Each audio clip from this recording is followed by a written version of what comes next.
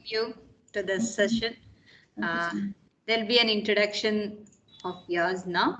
I welcome all the participants also. Yeah, Nitya, please.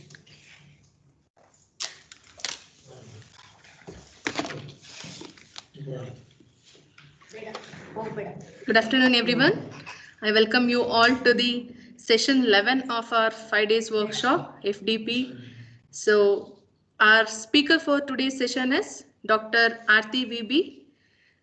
There is a brief introduction about Madam.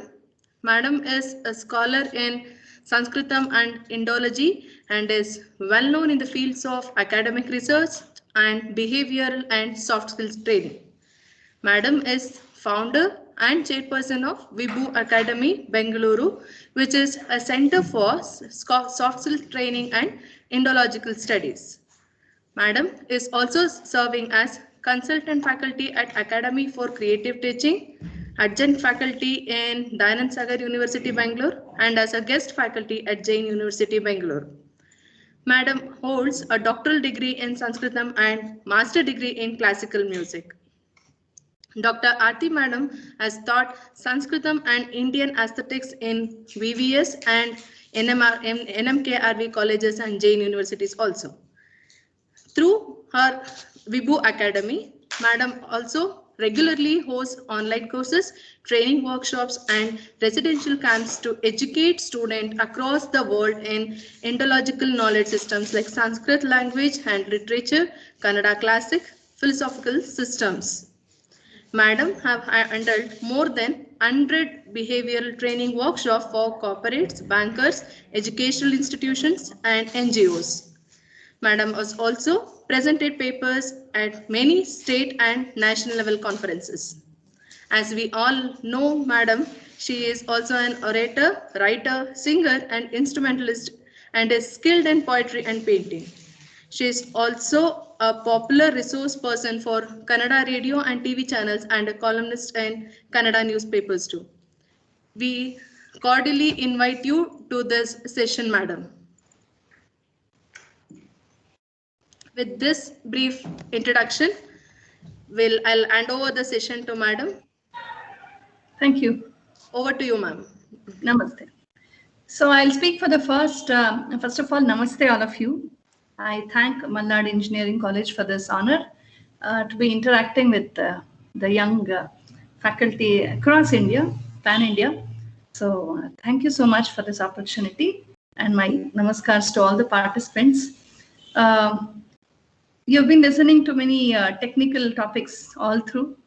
I am nothing of the technical person in the engineering field. So I've been invited to speak about a generic topic, something which is very close to all of us, which is very important in every domain of life. And that is what we call values. Something which is more to be contemplated upon and less to be articulated.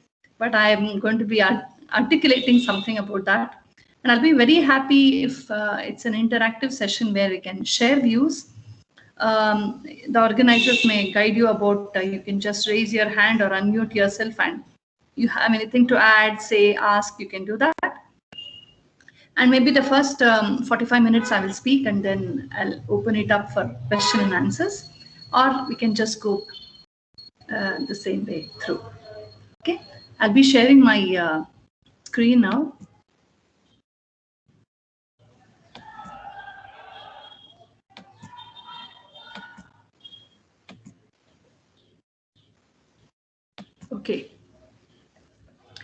Okay, I just want somebody to tell me if you can hear me and see the screen properly. Yes, madam. Both audible and visualizer also. Okay, thank you. Okay, this is just an orientation program. In the next 1 hour, we'll be discussing something which is close to not just engineering, but close to life. We're all human beings first. Engineering is a tool in our hands. But how to use any tool and how not to use anything is very much that the mind dictates. So it's very important that we understand our thoughts better, our aspirations better, our roles better, and our responsibilities also better. It's very stupid to say that, yes, it's my life, No, that doesn't really work. That kind of an individualistic approach to life is very dangerous, not only for a human being, but also to the society, to the environment, to the world at large. Today, we see most of the problems that happen is because somebody is highly individualistic. Somebody is very assertive about his or her ideologies, his or her religion, his or her feelings, his or her ambitions. So when the sense of I becomes so big that it eclipses the universal feel of we, then the problem starts. So this is where we see the importance of values coming. Much before we enter the world, much before we enter a profession, much before we begin with any endeavor, not just that of a teaching endeavor, any other endeavor in life, the first thing we need to understand is what are the values involved in that. In our Bharata Desha, in our India, we use the word dharma. Unfortunately, it's been interpreted more as religion only. Religion is one part of dharma. Dharma means dharayatite dharmaha, a system that sustains. It's like the foundation of something. So before we build a building, there's a foundation. So the foundation of something which will help it to sustain for very long, to grow on, to build on and never disintegrate. That kind of a support system, a moral support system, a value consciousness, an ethical structure, that is all that comes under the concept of values. So it's very difficult to define values. There are so many dictionary definitions, there are so many Wikipedia definitions. I am just not satisfied with any of them because they don't really convey the larger scope of meaning that value actually carries. So each of us can have a definition of value, but the main idea is that it should be in harmony with the whole universe where we exist. So as teachers, we will see what are the values, particularly which are very, very relevant to a teacher. Value is a very huge topic, but in that, now we are all here connected as teachers. So as a teacher, what all are the values or the ethics which come into my life? What are most important which I need to consider as very important and implement in my life, contemplate upon, improvise upon? So that is what we'll try to see in the next few minutes. Okay, teacher and values. All the pictures here we have shown are of teachers, except one, Baba Amte, who was a great doctor and also a teacher, of course. Great teachers have been makers of history. That's what we see in history. As a Westerner rightly said, the history of the world is nothing but the history of some great people. So some great people, and most of them were very good teachers. When I say teachers, I don't just mean a teacher appointed in a school or a college to teach a syllabus, etc. We usually get into that frame of understanding. You come out of the frame, understand in a bigger way. They were masters, they were teachers, they were trainers, they were motivators, they were guides. They were the people who led people into a kind of consciousness. They led people into a paradigm of thought where they could think better, live better, decide better, act better. So Ramakrishna Paramahamsa, who could not even properly read or write, he was almost illiterate, like in today's terms, and he was a great master. And of course, we know the brilliance of Swami Vivekananda. His every word was so motivating. It it aroused the wave of patriotism and nationalism in an India which was suffering the kicks from the very, very cruel and vicious British people, foreign rule. And way back, some 7,000 years ago, we had this great Krishna, who is still the darling of the masses. So what was he? Krishna Mande Jagat Gurum, we say. His words, his life, his actions, they teach us even today what is the essence of life, what should be our priority, and how you should manage your emotions, your roles, everything. And we had the great Mahavira, the great Buddha. Buddha hardly spoke, and whatever he spoke was packed with experience. And Abraham Lincoln, not much of a speaker, but a great, the president of the very benevolent, the very generous, broad-minded president of America. Against all odds, he did so much of human service to America. Today, the what do you say, the prosperity and that mighty gate of America very much started during his time, and of course it was taken ahead by Washington. So they were all great motivators of people. In that sense, they're all teachers. And our own Sarvepalli Radhakrishna, one of the greatest persons, we celebrate Teachers' Day on his birthday. So they all stood for some great values, and they used the medium to motivate people, to guide people, to take them ahead. So that is the true role of a teacher. So what we do inside the school, inside the college, teach them the syllabus and teach them a subject and get them to pass through, and we become the mediators of knowledge, the medium of knowledge, the connectivity from the paramparika, the traditional knowledge, to the next generation. That's very important, no doubt. But if we think that is everything about education, we are very wrong. So we need to just have a look at the bigger teachers. Maybe you all know how the great freedom struggle of India was specially taken ahead by the teachers of India. How many of us know this? I don't know.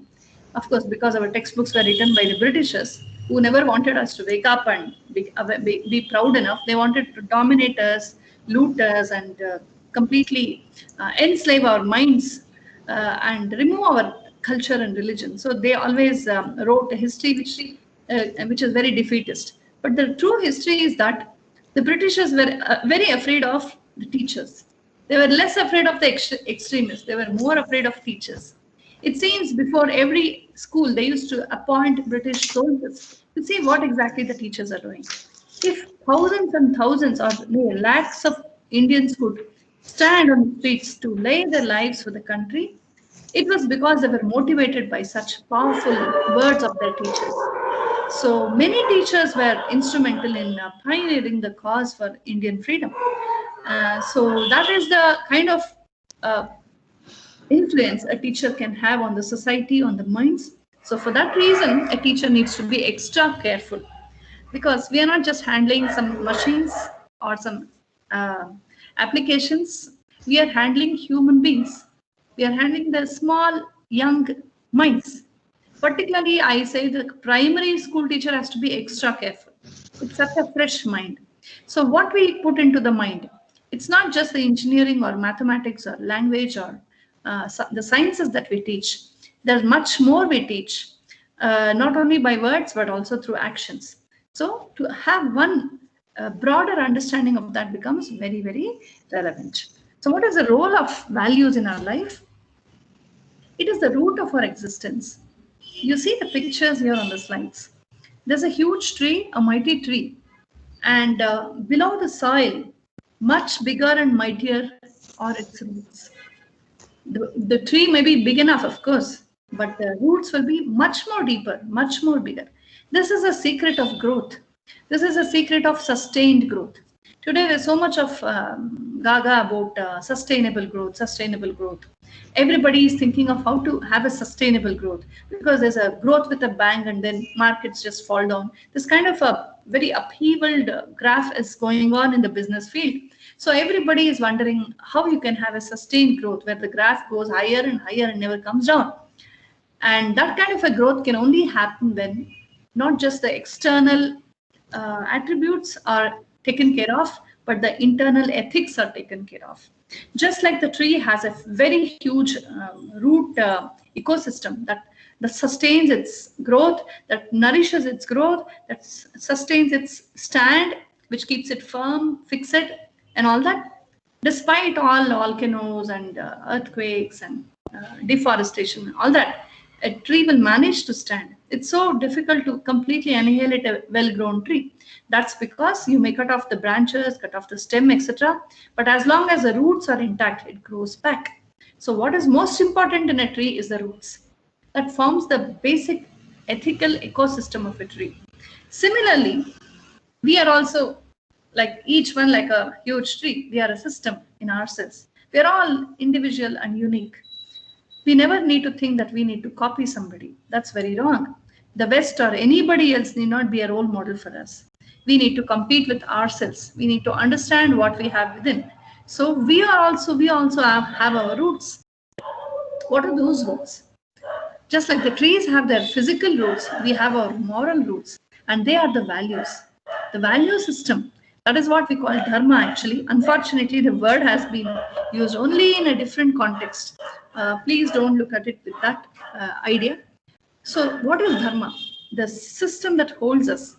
We have an urge, we have a temptation to speak lies, but the dharma within the consciousness, that the value consciousness tells us no. Just for a momentary gain, don't speak lies, don't forego your value system. We are angry, we are just out to burst out on somebody, say rotten things, but our conscience dictates, it tells us no, control. Don't lose a relationship, don't lose a friend, don't lose a colleague, don't lose out a whole thing just because of your temporary anger. We are out to give bribe or take bribe, but the conscious dictates says, no, come on, this will become a bad habit with you.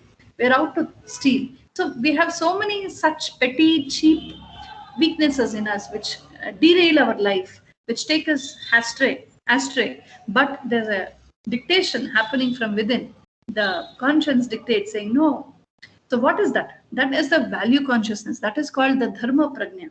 So that is very, very important. And that if that is well nourished in us, it will actually, we don't need anybody to tell us what to do, what not to do. So let's see what exactly is the value comprehension and implementation in the Indian ethos. Because I come from an Indian Indological background, I just thought you have heard and seen so much about engineering. Just one slide about what the Indian ethos has to say about the value system. There are 3 words used in the Indian tradition: Ruta, Satya, Dharma. So Ruta means to comprehend truth.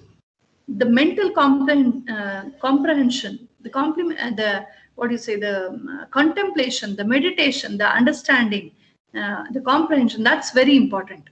If my very thought is wrong, if my comprehension is wrong, if my concept is wrong, if my apprehension, if all those are wrong, then at the next level, everything goes wrong.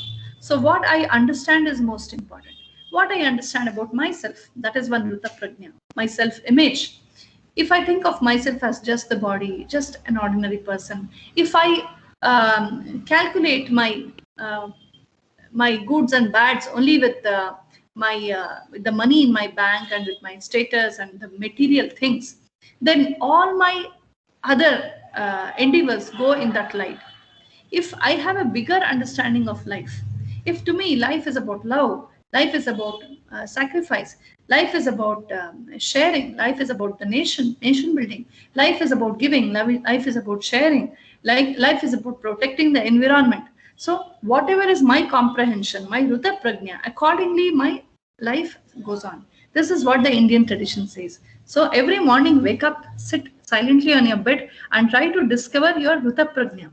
Understand who you are, what your role is in the family, in the society, in the neighborhood, as a teacher, in the career, in the nation, or for the whole of humanity, or in the environment. So there are different levels of our responsibilities, who will tell us what to do? No, our conscience should tell us. When we wake up with a fully responsible and awakened feel, that is when our Ruta Prajna is Jagrata, and that will take us in the right way. So our Ruta Prajna may be less or more or complete. Accordingly, the quality of our value system goes in life. The second expression of this Ruta, this value consciousness, is called Satya at the verbal level. First is the intellectual or the thought level. Next comes the verbal level, the speech level. So if my Ruta is Satya, is truthful, is correct, only that comes in my words. So I can never speak something which doesn't come in my mind. So what I think is very important, because that becomes my speech. The next level is Satya. Saying facts, speaking facts. Secondly, upholding promises. Both are 2 phases of Satya. Then comes a third is implementation in action. We can go on lecturing. We are all very good theory masters. We go on lecturing about good things, what to do, what not to do, about God and universe and ecology, environment, it's okay. We are thinking about it, speaking about it, but that is never enough. The completeness of this comes when we implement into action. And in action, there are 2. One is the personal, one is the universal. They call it Samashti and Vyashti, or Samanya and Vishesha. Personally, I have some, I have a life, so I have some priorities. I have a role as a mother, as a teacher, as a wife, as a grahini, or as a trainer, my different roles, or as an Indian citizen, or as a Karnataka citizen. I have different roles. They are all my roles. They are all my personal roles. So to maintain them with an ethical understanding of what to do, what not to do is one thing. The next thing is called the samashti. Like, what I do should not affect the universe. If my religious feel is very violent and it's affecting the whole universe, then there is something wrong with my vyashti. I better change that. If something is good for the whole society, only then I should implement my vyashti. So such ideas are there, and there are so many more. I'll just stop here. So this, most importantly, what we think, what we say, and what we implement in life, this Rita Satya Dharma, this concept is beautiful.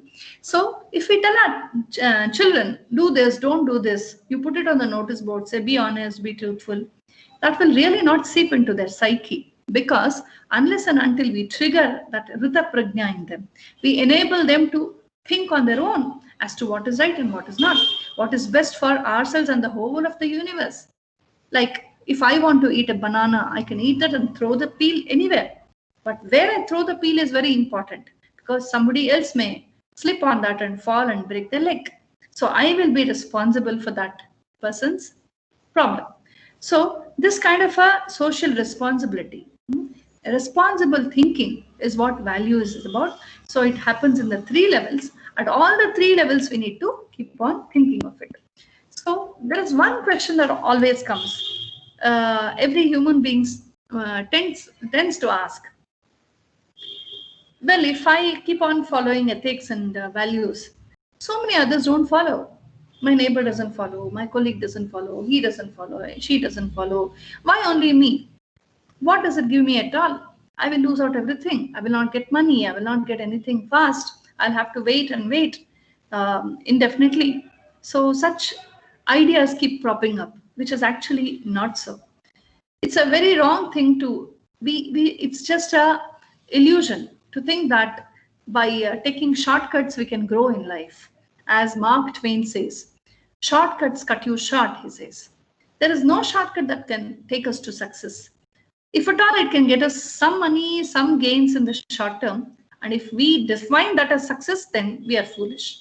Success is about fulfillment also. And by being in the right royal way, it may take a little more time. Things may come to us slowly, but definitely they will come. So I'd like to just give you one example from our own Bangalore. I'm sure many of you would have recognized this gentleman, a great scientist, the C.V. Raman. C.V. Raman of C.V. Raman Institute in Bangalore, a very great scientist who always believed in ethics. He never believed in any kind of a shortcut. So way back in some 50 years back, I think in some decades ago, there was some recruitment going on in the C.V. Raman Institute. So there was a big newspaper advertisement for young men and women to apply, and many people applied. And the institute sent the TADA expenses to all of them, and many youngsters came. They all took the exams, and on the day there was the theory and practical exams. They were all over, and some got selected, and many got eliminated, and everybody left. But there was one young man amongst the ones who were eliminated, and he was just going around in the campus, beeping into every room, the accountant's room, the office room, here, there. He was obviously searching for someone. So our Raman, C.V. Raman saw him from a distance. He didn't like that. He thought this boy is trying to contact somebody and plead with somebody to be recruited. And this is not fair. He called the boy. He asked him, what are you doing in the campus? You better leave. The boy said, no, sir, I'm leaving, no doubt. But to come here, I live in a village which is about a few kilometers away from Bangalore. So to come here, to our to and fro expenses have been paid by the Raman Institute. They have paid us 65 rupees. In those days, 65 rupees was a pretty good amount. So they paid us 65 rupees. but it took me only 35 rupees to reach here and to go back. It takes me only 35 rupees to come and go. So I wanted to return the extra money, and the office people say, no, we can't take it back, and they're sending me from here to there. I'm trying to find out who to give this money, this extra money which I don't need. So Raman was very impressed. He said, okay, give me the money. I am Raman. He took the money and he said, look, my boy, you come and meet me tomorrow. You don't go today. You will come and meet me tomorrow. The next day, the boy went to Mr. Raman, and Mr. C.V. Raman told him, look, my young boy, you have failed the test of physics. You have failed the test of physics. That's why you have not been considered for this scientist job. But you have passed the test of ethics. I'm very happy about your honesty. It's very rare to see honest people like you. I'll give you one more year. Work hard, improve upon your physics, and we will retain you in this institute. This is how that young man was taken into the institute, and very soon he grew to become one of the finest scientists of C.V. Raman Institute. His name was Chandrasekhar. So this is just one example from history, I'm telling you. There are many such examples we see. Real growth doesn't happen in the artificial way. No shortcuts can give us real growth. Real growth happens only from inside. The inside out growth is most important. So we put across many excuses to not be value-based, to not be ethical, etc. But it's not so. There can be many such situations in our lives, in our own lives. We might have seen our elders, our parents, our gurus, our teachers, mentors, or some great people in history, or great people in the Puranas, great people around us in our neighborhood, our teachers, etc., who, despite all kinds of temptations, all kinds of distractions, will still hold on to their ethics. And because of that, they will grow so substantially that although money and fame and regard, respect, and everything in society comes late to them, it certainly comes, and they become immortal because of their ethics. Now, I would like to just stop here for a while and invite any of you to share a similar story or situation from your memory of some great person in history. It could be an Indian, it could be a Westerner, anywhere in the world, or from your own life, from your own neighborhood. We'll be very happy to interact with you. Yes, one or two of you. I request the host to please enable them to speak. They can, madam. Okay, I'll just stop sharing for a while so that we can see their faces. Okay.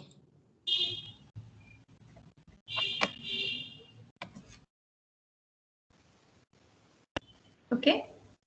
Yeah. Yes, anybody?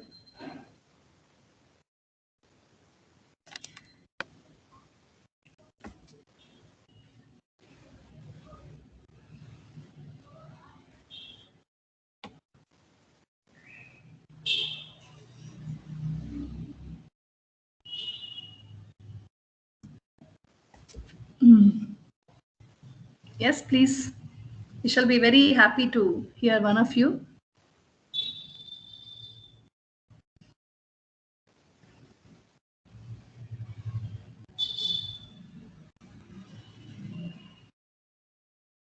I hear there are so many from across India. So we'll be very happy to gather stories from North India, Maharashtra, Delhi, East, West. Yes.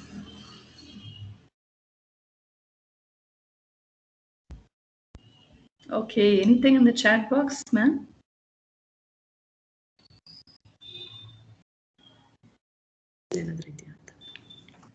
Okay. Okay, fine. So shall we continue then?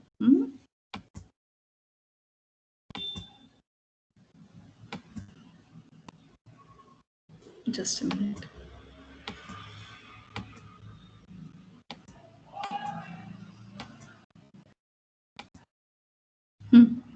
Okay. So there are many such instances. Of course, we need to speak more about these. because the TV, the newspapers, the movies are only showing us about how people take shortcuts and how they usually have the advantage.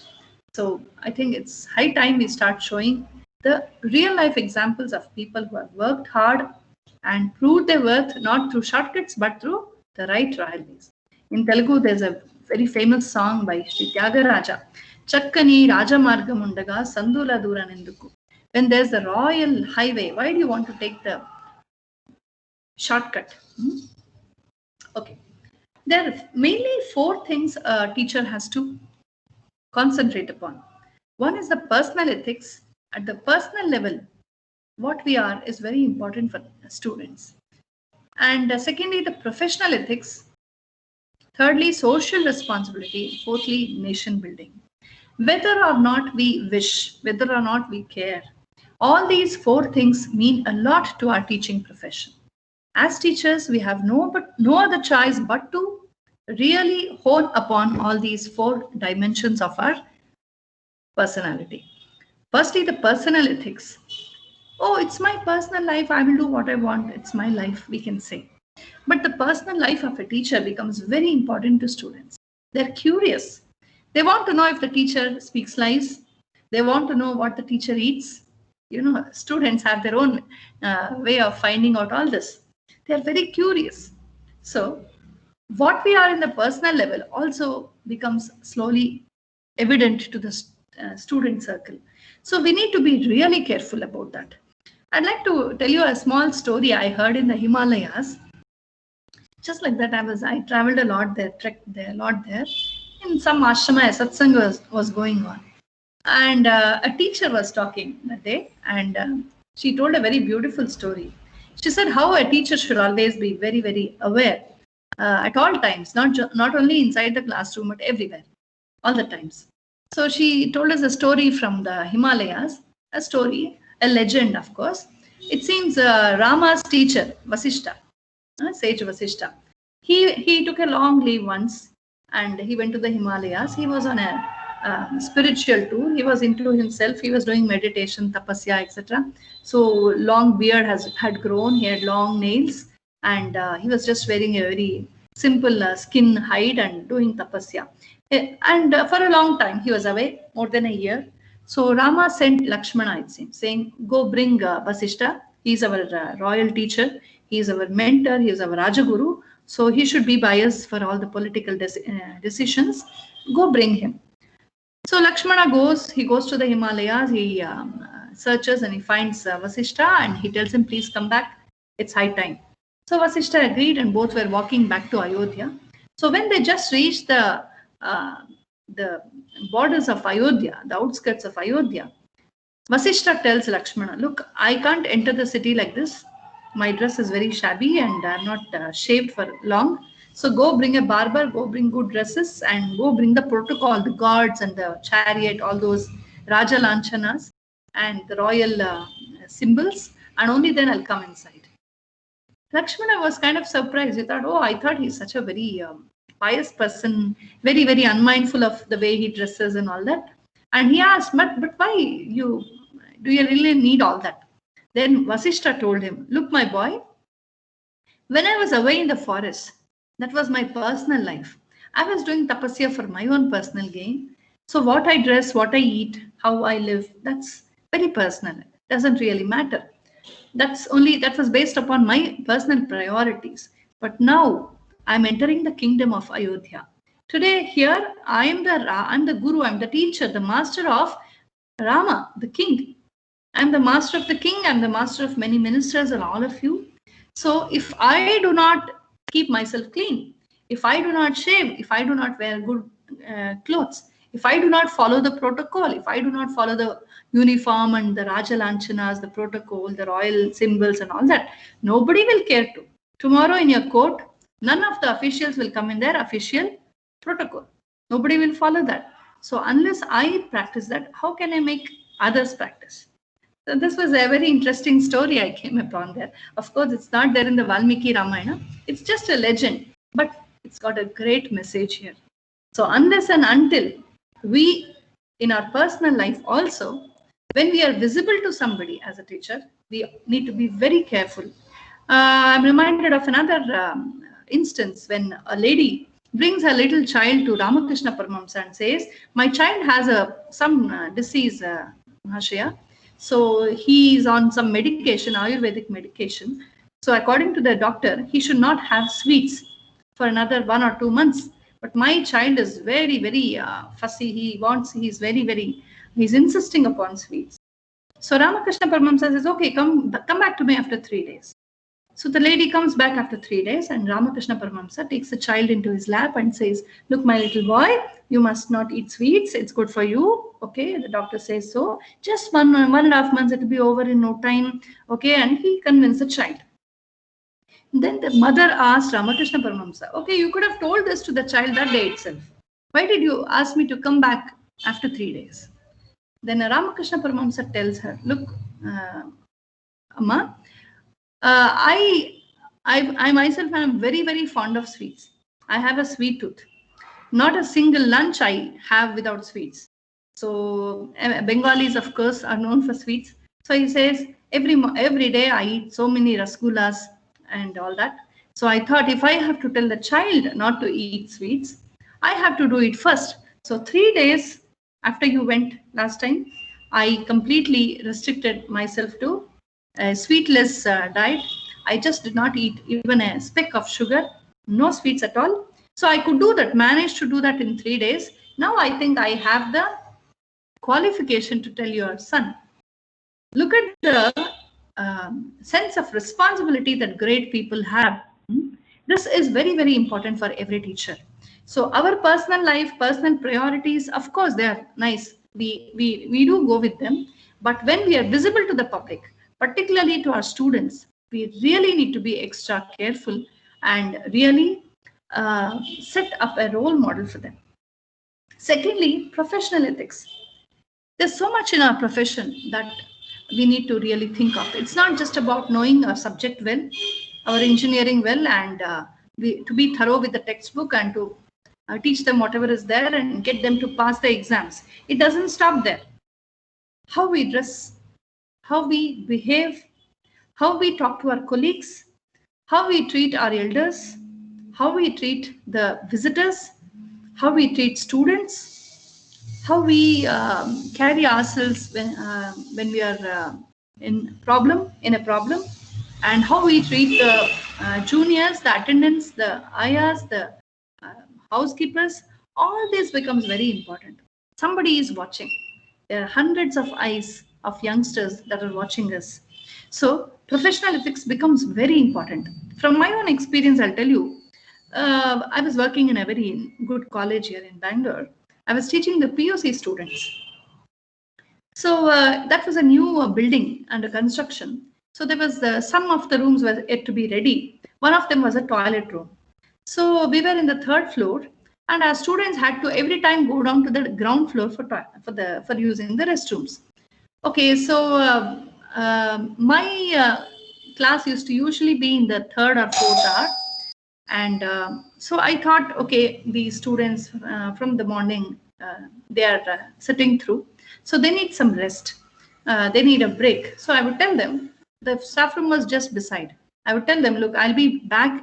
I'll be here in 5 minutes. Go to the restrooms and rush back in 5 minutes.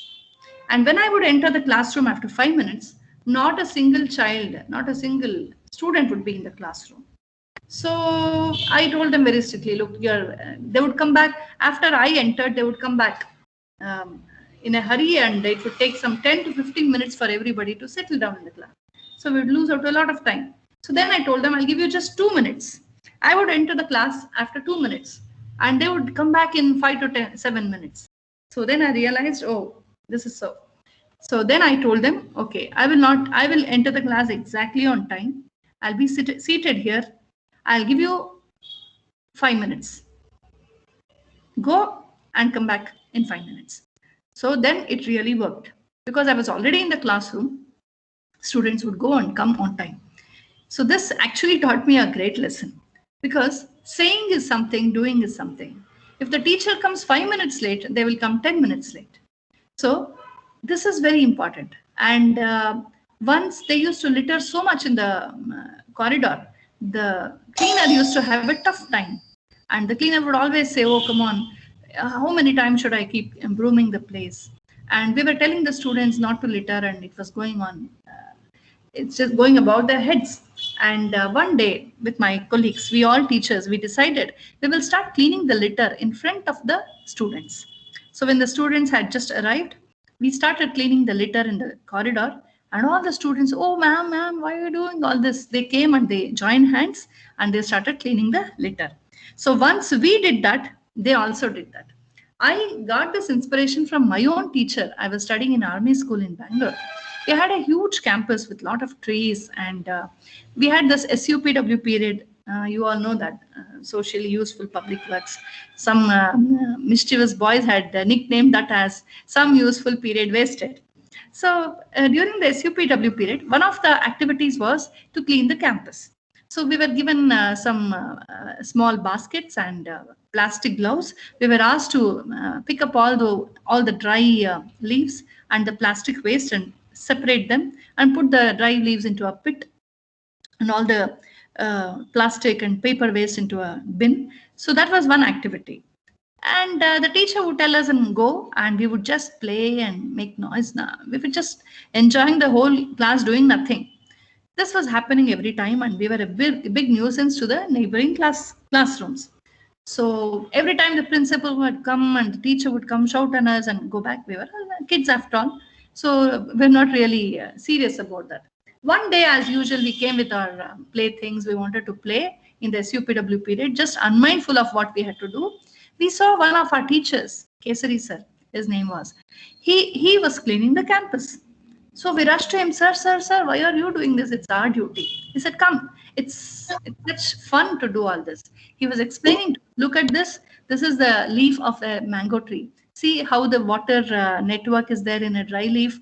And look at this. This is the neem leaf. And look at this. This is the leaf of this kind of a tree, this kind of a plant.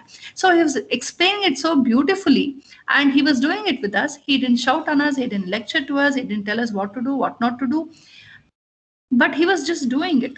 And we all were so inspired. And from then on, our SUPW period became very interesting, and we were more responsible in that period.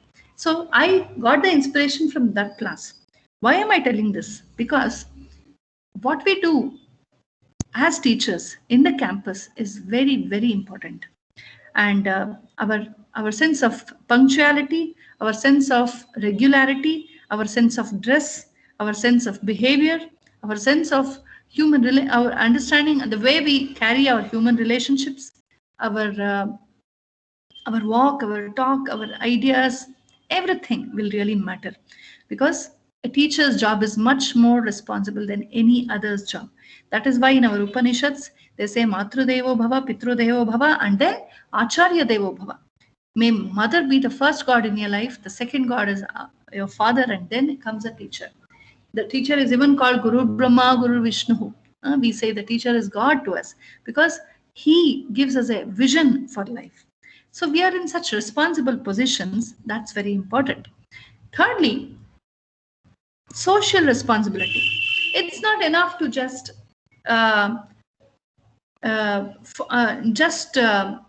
generate the domain knowledge in our students. It's not enough to just impart training or teaching of one particular subject and go back.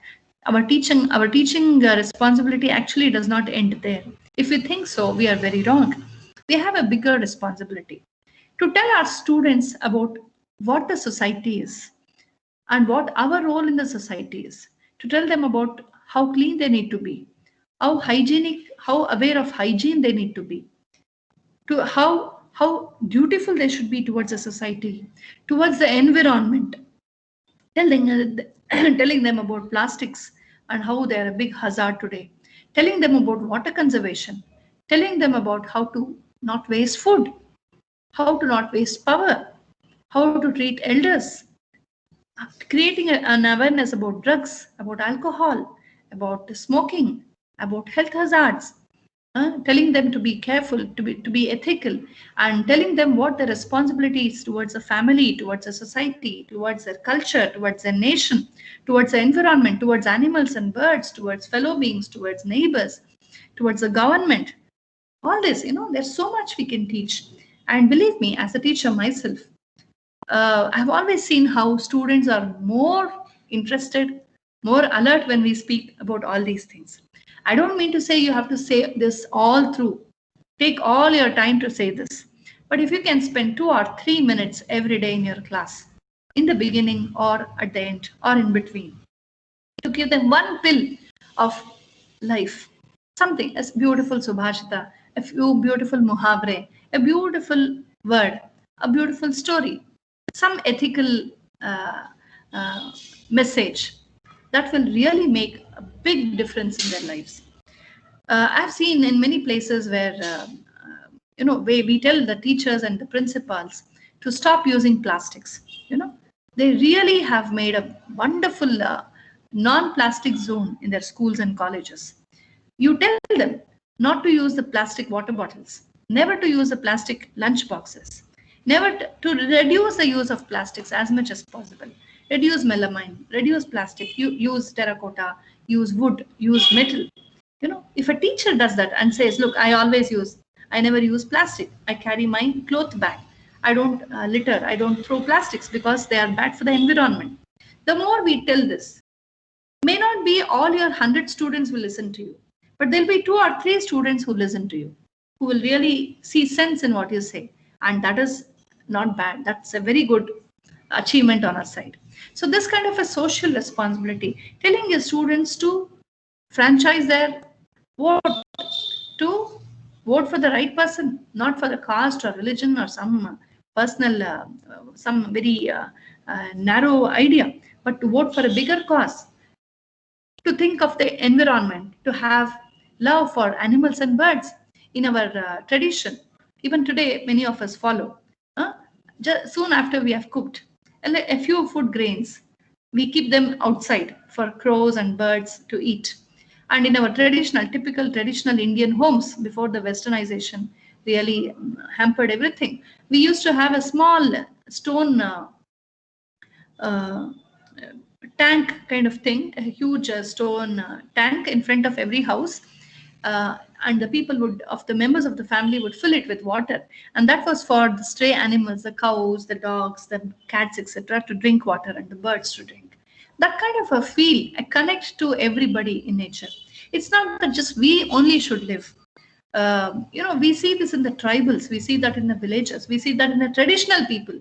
But unfortunately, we learn a few bunch of English words and we forget the word. We forget about the social responsibilities that we need to learn. It seems one of my friends, who is a management professional, sent his batch to a mango grove nearby Bangalore to make a study of how the mango business is going on. The students went there and brought back a report.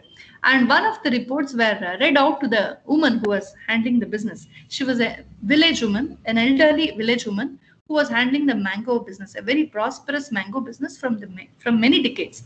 So the girls read out the report to her and translated that in Kannada to her. And one of the ideas suggested by the students, the students group which made the report, was that you have some areas where you can save money. And the elderly woman, the businesswoman, was curious. She said, okay, tell me what is that. Then the girl said, look, many of your mangoes, are being eaten up by monkeys. A group of monkeys comes into your garden and they eat them up. And some birds eat them. So in one tree, if you have some 300 mangoes, at least 10 or 15 of them are lost because of this kind of monkey and the animal and bird havoc. So if you can do something to keep away the monkeys and birds, your profit will be much better. This is what the girls had written in the report. Of course, to urban people like us, it makes a lot of sense. But a woman educated in a typical Indian mindset, the traditional mindset, in the dharmic mindset, it seems she told, come on, my girls, how can you say a monkey should not eat anything of that? How can you say a bird should not eat anything of that? They're also members of a family. If my own grandchildren come and eat, pluck a few fruits and eat, I won't mind. If my neighbors or my friends just walk in and pluck one or two and eat them, I don't mind. In fact, I give baskets as gifts to many. How could you think that a monkey should not eat, a bird should not eat? Should we not exist with everybody? The girls, it seems, were really very touched by that. They came back to their teacher, my friend, and said, "Sir, we learned a great lesson today, which none of our school textbooks taught us. None of our teachers taught us, that village woman taught us that, yes, we have to exist with everybody. Why should we think that nobody else should partake anything of this?" So this kind of a social dimension in our life, who will teach us? Parents should teach, teachers should teach, elders should teach. Today we're becoming too very narrow. We are thinking of just me. Our family, the sense of the idea of joint family is almost vanished today. And are we at all happy, just two of us, husband, wife, and child? Are we happy? Even that is a question mark.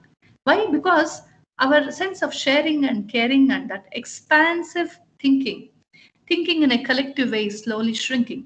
We are thinking as only individuals. My money, my life, I don't care. These kinds of dialogues are becoming very loud these days. But that kind of individuality approach is not really safe. If at all we want to copy the Western world, let us do it in terms of technology or other things, cleanliness, etc., but not in terms of the social dimension, because the highly individualistic idea there is playing havoc with the families. I was shocked to see how more than 53% of marriages end in divorce in the West, including England and including America. In England, it is worse. I was there for some time. It's really shocking, because yes, they have their money, they have their freedom, they have their rights.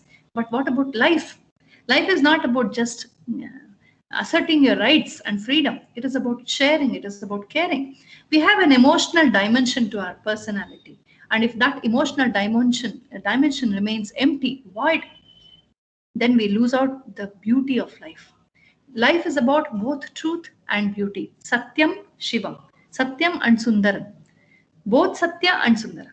It's not just practically getting everything I want, the material gains. It's also about the emotions. If you are sitting in your AC mansion, in your AC dream car, but you have nobody to talk to, you don't have somebody to share your feelings with, or you are quarreling in chaste English, you. What is the beauty of life? So we have to teach our students about this kind of a social responsibility. As a teacher myself, I'd like to especially share with all of you that today there is something which we really need to tell our students, particularly with regard to how they conduct their gifts. We see today the urbanized youth, particularly, they all have their own rooms, their own WhatsApp, their own telephones, etc., mobile phones. They're so shut off into their virtual world, the world of friends and their career and their studies, that they don't care to see what else is there in this world. They're kind of kannadadalli heltivi kannu kaapu anta, like the horses, so that they don't go out of track. There's a kind of eye God put on both sides of the eyes. It's something like that. They're so kind of over focused upon just their studies and friends and the virtual world. They forget that they have to live in a bigger world.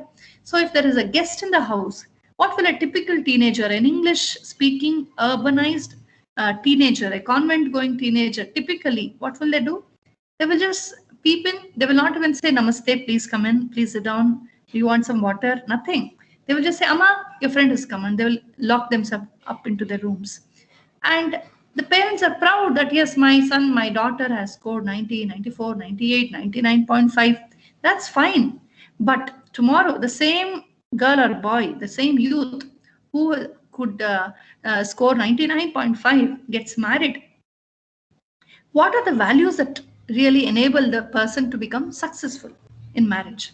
Is it the 99.5% marks, or is it how he or she talks to the husband, to the in-laws, to guests, how they make their home, how they relate to each other, how they relate to each other's emotions, how they empathize with each other, how they have a cultural bond, how they have an emotional bond, how they respect each other's opinions, how they share each other's feelings. That's most important. Have we taught our children that? Who will teach that? There is no course to teach that. And the teacher and the parents have to teach that. So that also is a part of our social responsibility. Teaching our students not to waste water, not to waste food, to treat elders with respect. All this becomes a part of the teacher's role. In a small way at least, a few minutes at least, in every classroom, if we can spend some time telling a nice story, a nice anecdote, a good muhavre, a good idiom, a proverb, something, a poem. Every day is something special, right? Particularly for India, an eventful nation like India. One day is Environment Day, another day is Book Day, another day is a Doctor's Day, Mother's Day, Father's Day, that day, this day, Environmental Day or Service Day, all that. So just see, browse through what is special this week, this month, today. And you can tell your students about that. I used to do that. Sometimes if I would miss out, they would say, Madam, you didn't tell us today something special about today. So students will really take it with a lot of interest. I used to have some teachers whom I can never forget.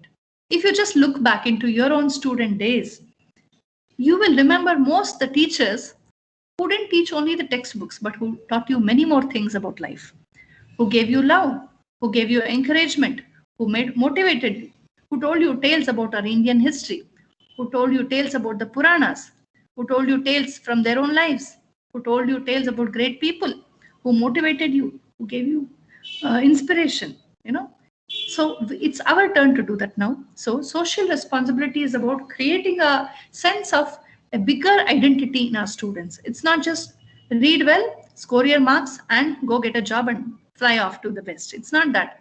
It's about how you relate. Wherever you go, earn, learn, but come back, do something for your nation. Never forget your parents. Never forget your Kannada. Don't forget your Desha Bhashas. Explore your Desha Bhashas. Explore your customs, your culture.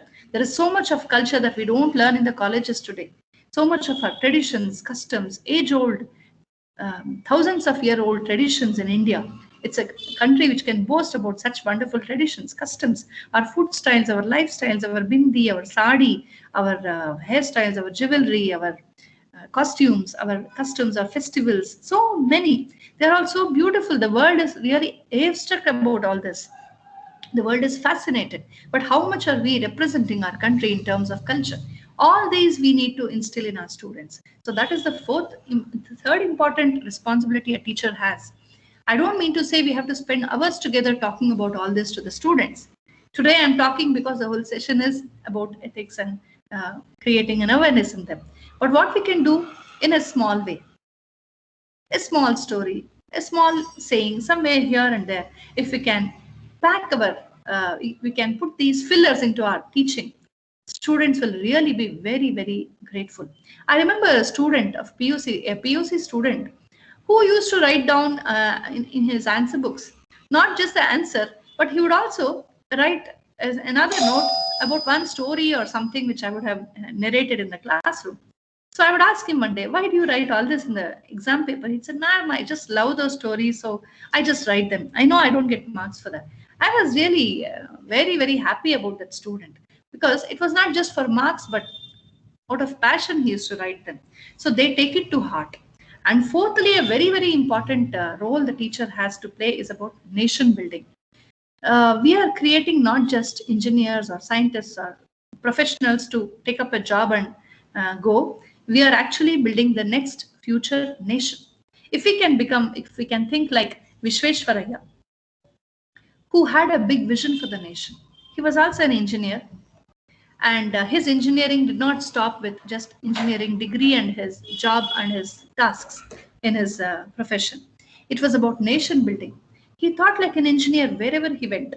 Wherever he saw flat land, he would stop, do some land survey, and immediately plan for establishing an institution there. Wherever he saw a river or some kind of a landscape which was suitable for a dam, he would start an irrigation project. And his thoughts were always about nation building. He is the father of modern Indian industrialization, right? So how much of ideas he had? Can we have something of this, if not that big, for our students?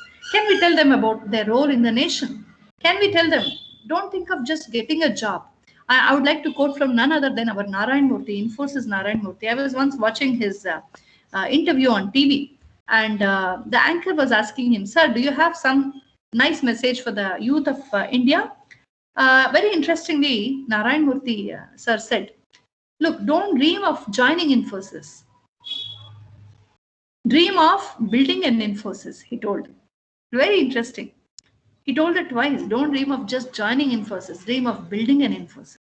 So to build something, to make something, to start something, that kind of a sense of leadership that that I can do something different. I can do something for my country.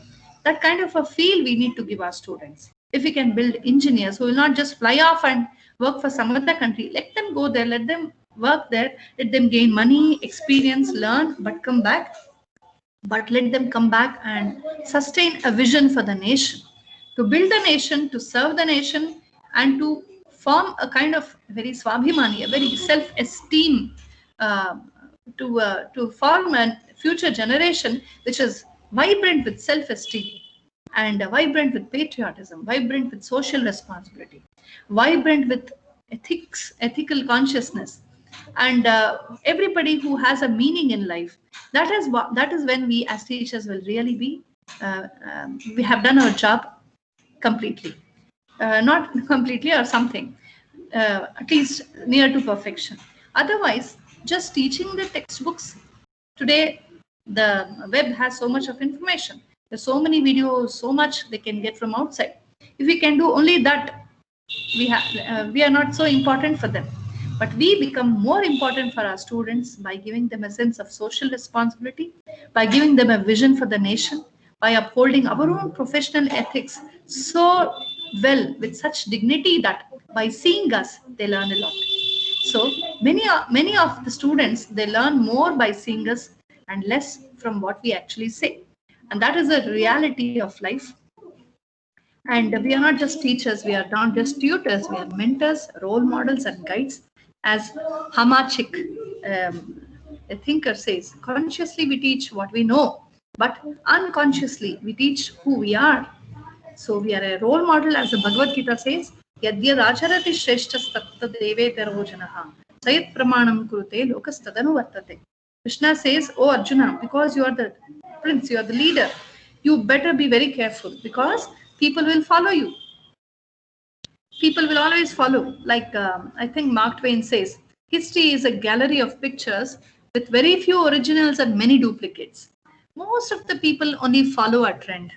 But who will create the trend, who will pioneer a change, who will pioneer a venture is very important.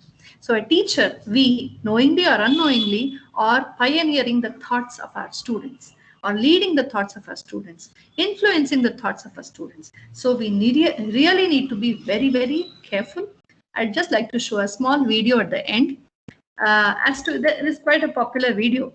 How children, of course here we are seeing babies, but how children learn first by imitating. So our behavior, our thoughts, our talk, our attitude towards the world, what we say about the society, what we say about the government, what we say about our culture, what we say about ethics, everything they are listening to. It goes into their brains. The first thing they do is imitate elders. And then, of course, when the time comes, they start thinking on their own. Not everybody thinks also.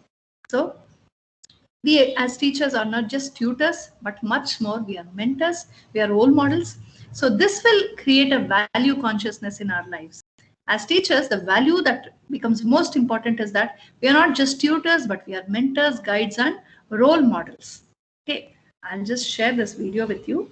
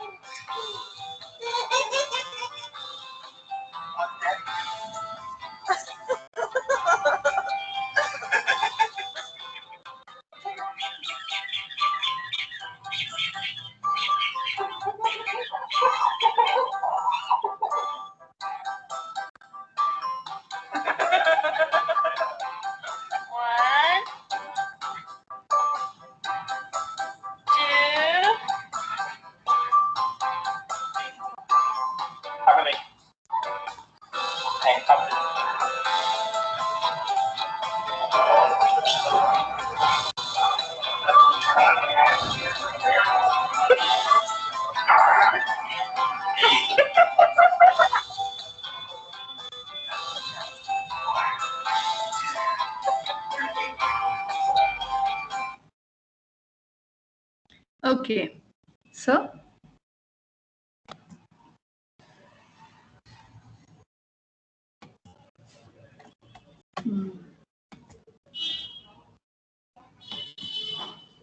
okay. So, um,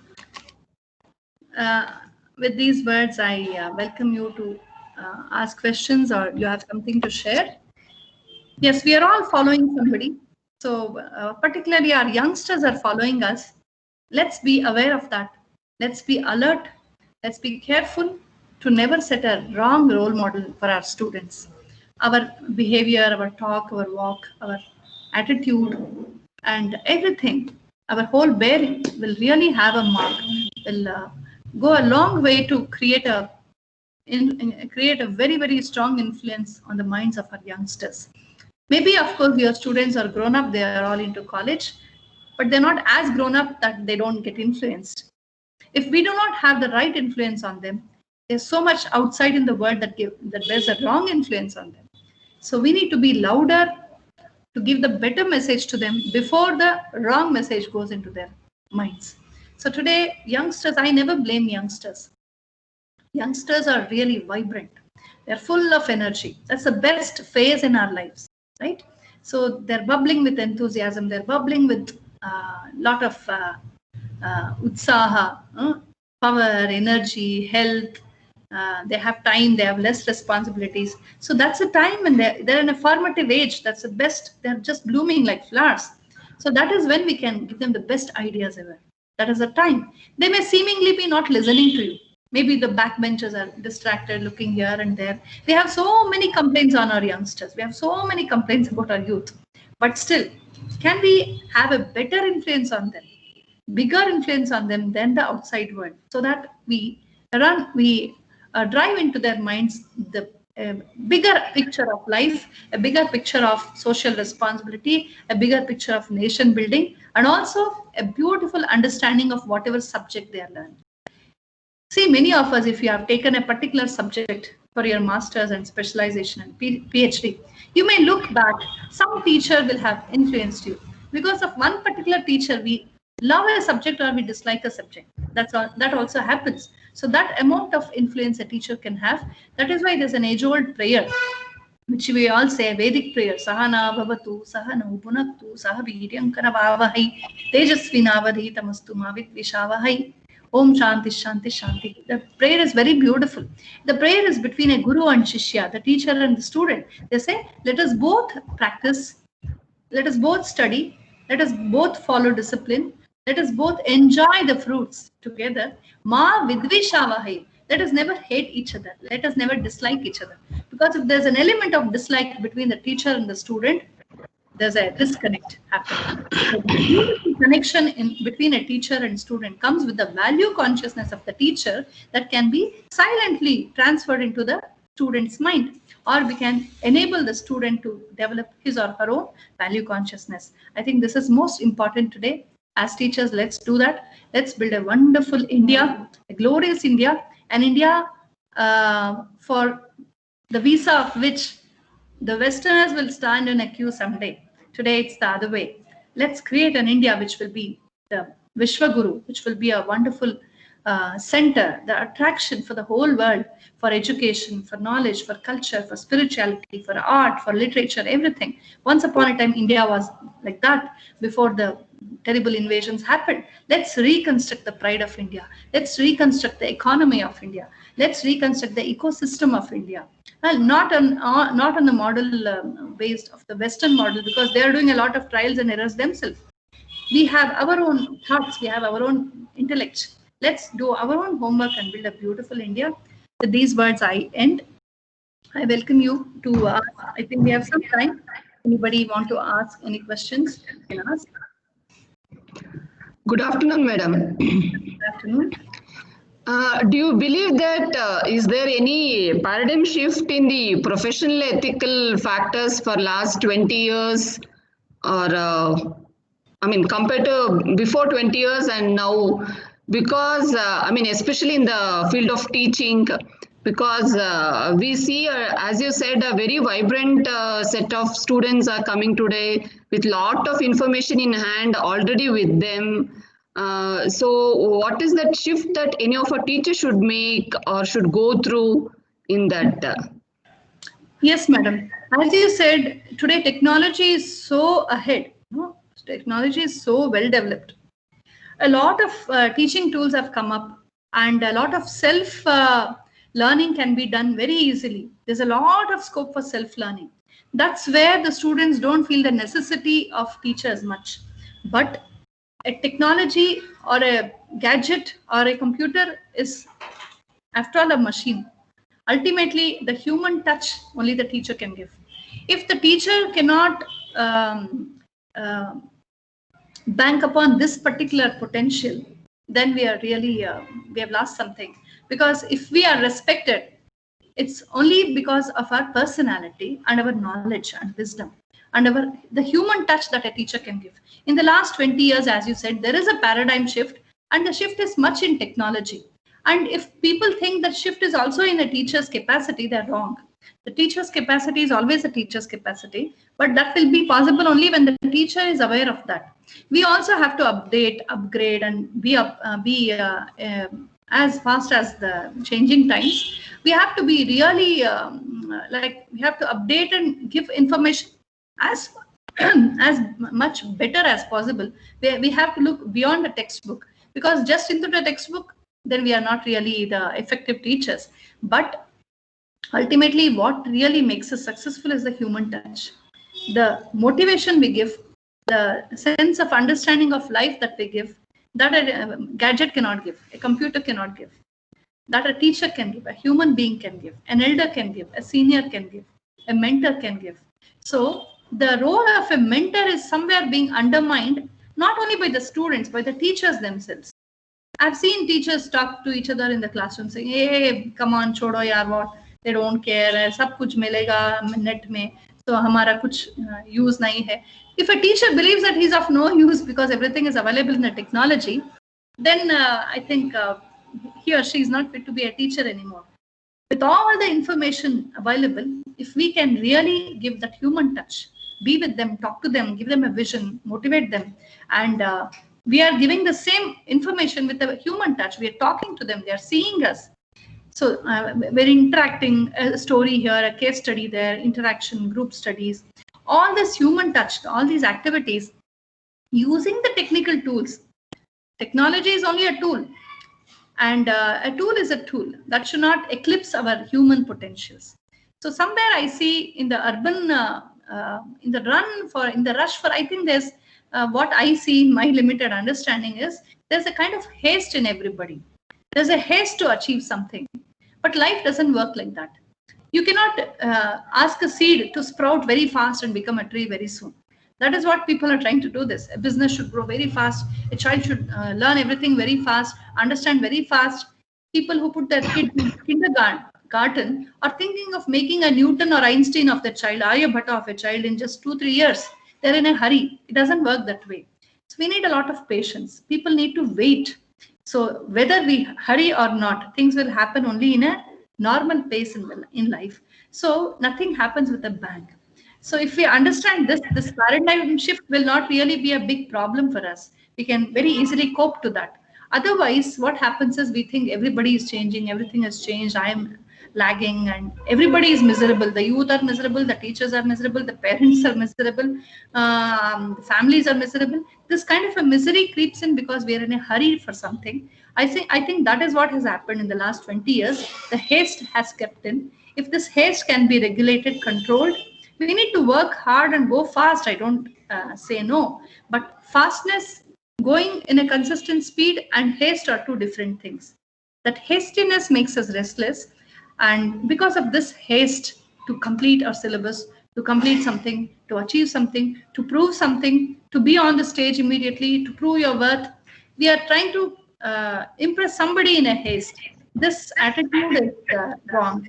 I think that is what is the problem today. I don't know, you may all have different insights into this. This is what I see. Thank you, madam. Thank you, madam. One more small question I have. What is your recommendation in inclusion of the soft skills and religious matters in the technical education, along with the technical education? Okay. So, religious matter, I don't know. That I mean, not especially like, as you said, religion is not the something like, as you said, dharma or dharmika or Dharma. the soft skills. Yes, yes. Soft skills, yes. Soft refers to the attitude. Huh? When we say life skills is about two things, hard skills and soft skills. Hard is about banking and doing your jobs, driving, that kind of a training is given in the Western world. Here we don't have the concept of life hard skills. Soft skills refers to the mind, our communication pattern, our interpersonal skills, how we understand each other, managing stress, managing emotions, managing crisis, decision making, goal setting, visioning. All these come under the soft skills. This is very, very important. In fact, this should go as a part of the curriculum. We used to have the Gurukula system where the teachers and students used to live together and they had a role model. They could see a role model there. But today we are quite disconnected from our students. They are with us only during the class hours. So they're not always with us. So that kind of a connect, that level of a connect is not happening. So what happens is we teach them physics, we teach them engineering and put them, they get a degree and they're out into the industry. They know theory very well. They know some bit of projects and practicals also very well, but they don't know the industry. They're out there, they're facing an interview. The child, the young man or the young woman is very good in engineering, but the person is not familiar to how you have to talk to strangers. They ask questions. I know my own friend who went for an engineering interview. She was telling me, they asked me nothing about engineering. They asked me about my village. They asked me about what I like, that, this. They are seeing your personality. So it's not just the engineering we need to teach them. We need to teach them a personality. How you talk to a foreigner. How do you talk to an Indian? How do you talk to an elder? How you speak in an interview? What is the kind of self-esteem you have to carry without sounding arrogant? So these are the subtleties which we need to teach our students. It's very, very, very to the power of infinite important to teach them soft skills. But instead of calling them soft skills, can we have a value education system which is ingrained into our teaching itself? That will be best actually. But because that's not happening, we need to have a separate sessions for soft skills. It will really help because they will understand about how the life works, how life outside the campus works. Till now, they have been just using their father's pocket money and Amma has prepared ready-made breakfast, ready-made lunch. They don't know the challenges of life. Nobody has been judging them.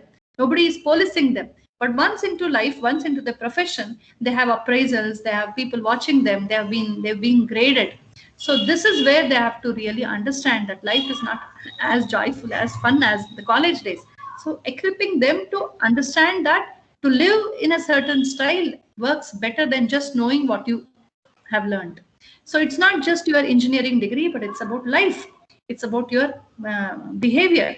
Have we see some IAS officers, PhD scholars, they commit suicide. Why? They can't cope with their family. They can't cope with their professional stress.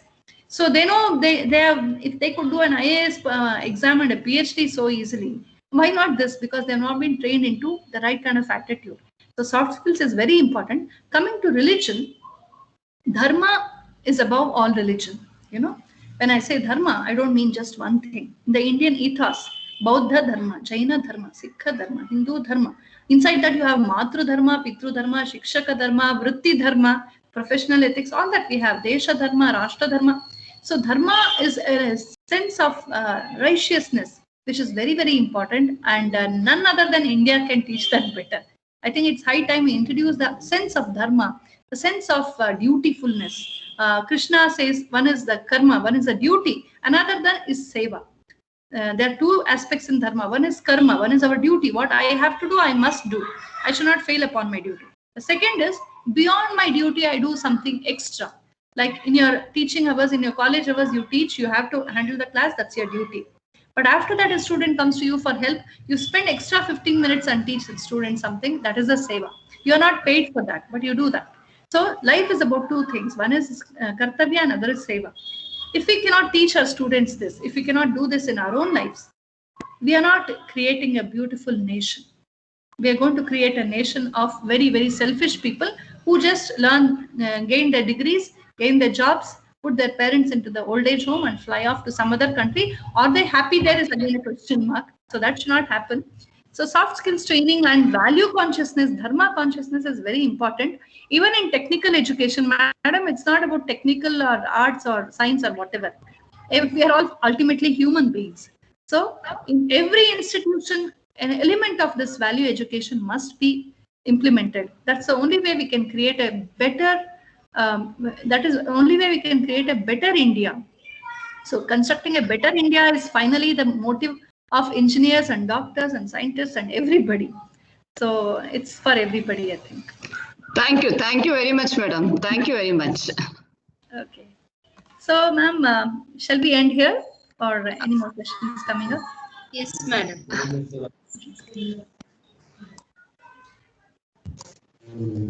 Video on ಮಾಡ್ಕೊಳ್ಳಿ. Participants, if you have any questions, queries, madam is here to clear. If you need any inputs from her, madam is open for that.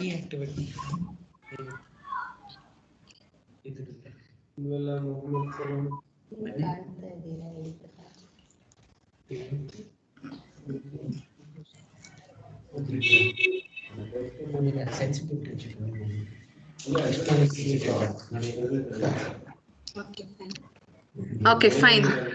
Okay, So ma'am. thank you so much, Thank you. madam, for being with us from past an hour or so and giving us your knowledge and your insights on being a teacher, how to motivate the students, whatever the things that teachers, faculty participant has to inculcate within them. Thank you so much for all those things, madam. It was a great session.